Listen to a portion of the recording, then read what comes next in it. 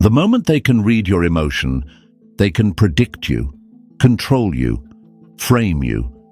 It doesn't matter what you say. If they can feel your fear, your frustration, your desire to be accepted, they already own the conversation.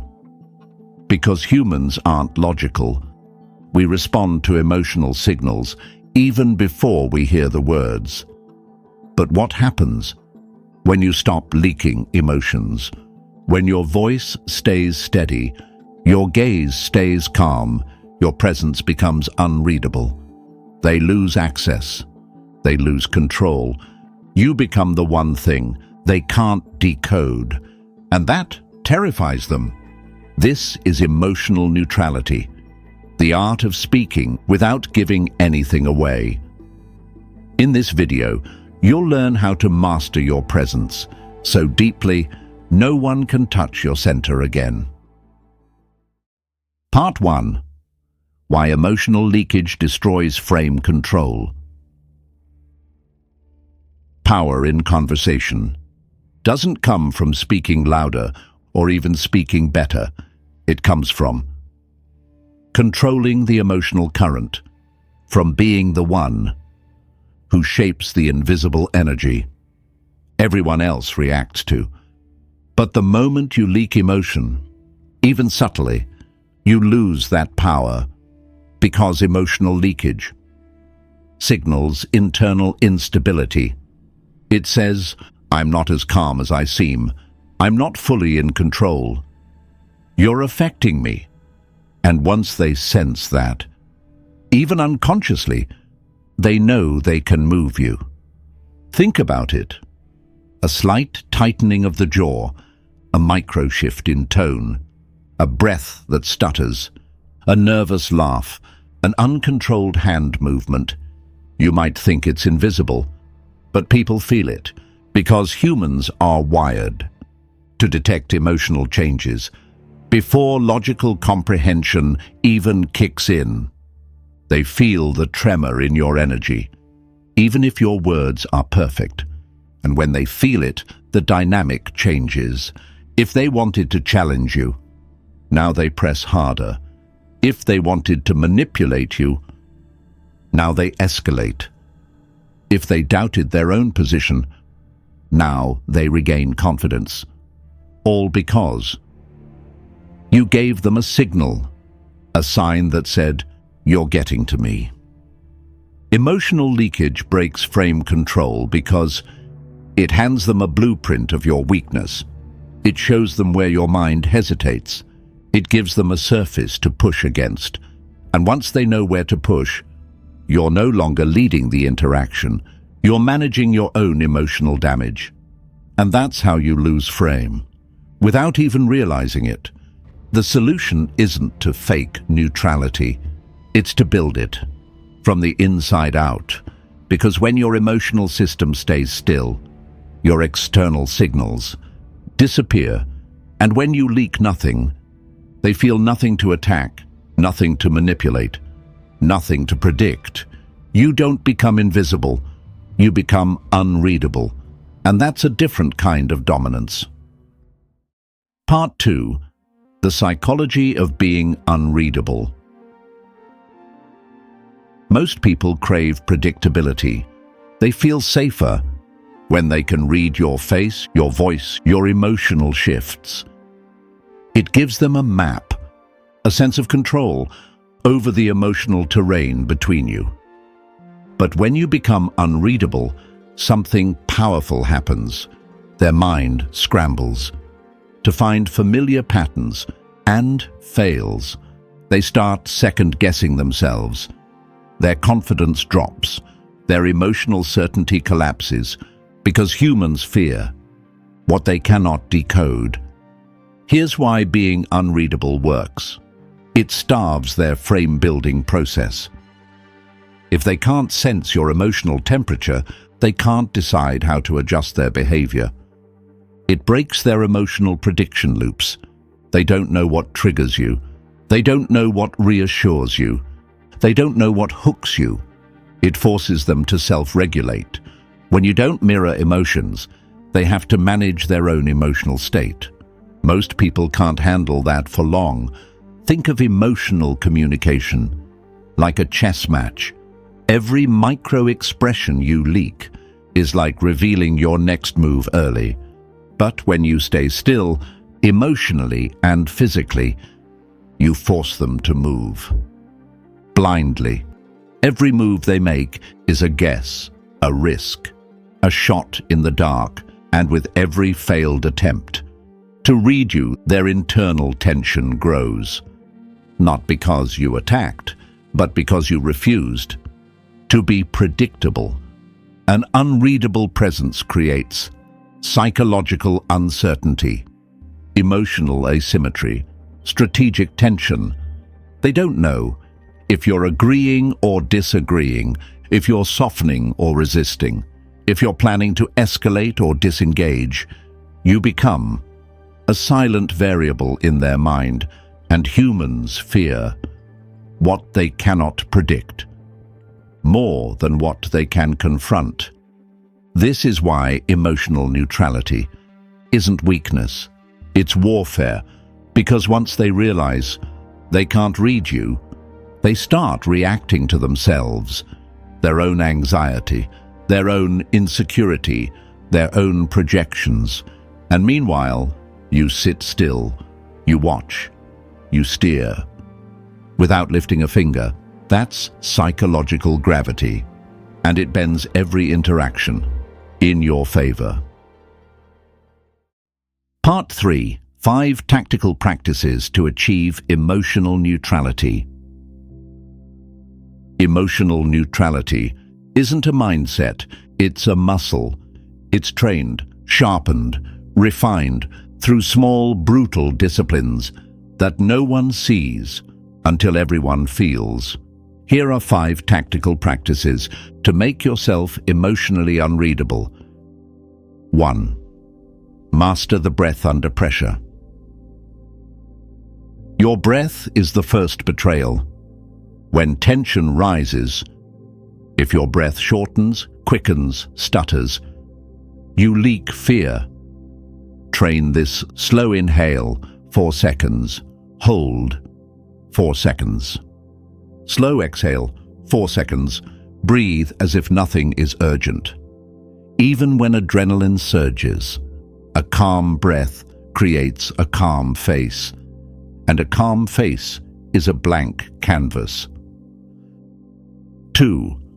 Speak slower than the room. In high-tension moments, people speed up unconsciously. Don't. Slow your speech deliberately. Pause between sentences.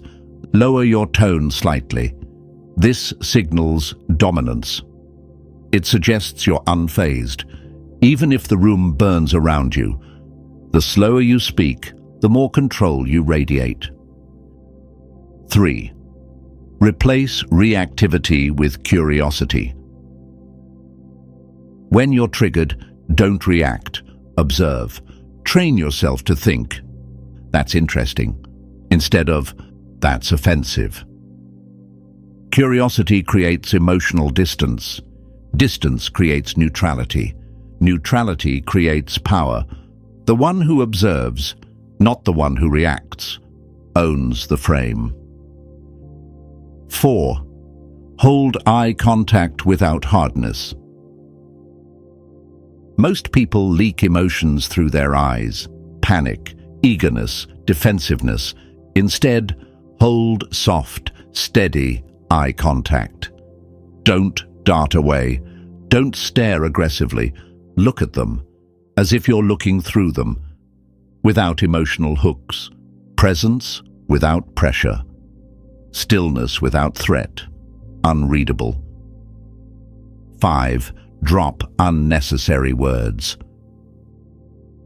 Over-talking betrays insecurity. Explaining too much leaks anxiety. Overfilling silence leaks discomfort. Practice speaking. In short, clear sentences, only when necessary, with weight, not volume. Let silence do the heavy lifting. Let economy of words signal, "I'm not here to perform, I'm here to move." And when you stop filling space, they start feeling their own emotional gaps. Master these 5 practices, and you don't just control how you sound. You control how you are felt. You don't shout authority. You radiate it, without leaking, without revealing, without allowing anyone inside. True power isn't loud, it's silent. And emotional neutrality is its first language. Part 4. Common signs. You're leaking emotion. You think you're composed. You think you're calm. But the body doesn't lie. Micro-signals leak. Tiny reflexes betray. And when they do, they tell the room everything you tried to hide. Here are the common signs that you're leaking emotion, even if your words sound perfect. 1. Accelerated speech. The moment your words start coming faster than your breath, you've lost frame. Rapid speech signals nervousness, anxiety, fear of being misunderstood. The faster you talk, the more it looks like you're trying to catch up to their energy, and if you're chasing, you're no longer leading. 2. Uncontrolled fidgeting. Fiddling with a pen, adjusting clothes, touching your face, tapping your foot. All unconscious moves your nervous system makes to discharge tension. To the trained eye, it screams, "I'm uncomfortable. I'm losing ground." Stillness radiates power. Restlessness bleeds insecurity. 3. Over-explaining or over-justifying. When you feel pressured, you might start over-talking. Just to clarify, what I really meant was, "I hope you understand." Every extra word you add to prove you're reasonable is a silent confession of doubt. Confidence speaks in fewer words. Insecurity tries to flood the room. 4. Micro-expressions of discomfort. Your face gives you away faster than your mouth. A flash of anger in the eyes, a tight smile under pressure, a quick eyebrow raise, a blink rate spike when challenged. Even if you say nothing, these tiny movements telegraph your emotional state at lightning speed.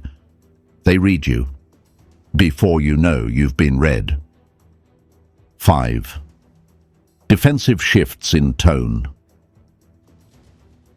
Subtle shifts betray you, tone rising at the end of sentences, slight pitch increase under questioning, forced laughter after tense statements. Tone is emotional exposure. If your tone bends under pressure, so does your perceived authority. Emotional leakage isn't just weakness, it's an invitation. It tells manipulators there's still something here to push. It tells challengers you're not as strong as you seem. It tells the room you're available for emotional negotiation. The goal isn't to fake neutrality. It's to build a system where emotional silence becomes your default setting, where you hold frame, not by shouting, but by radiating stillness so consistently that no one even thinks to challenge your center. Part 5. How neutrality amplifies your unpredictability. Most people don't fear confrontation. They fear uncertainty. They fear what they can't read, can't predict, can't prepare for. And when you master emotional neutrality, you become exactly that, an unpredictable force. Here's why neutrality is so powerful.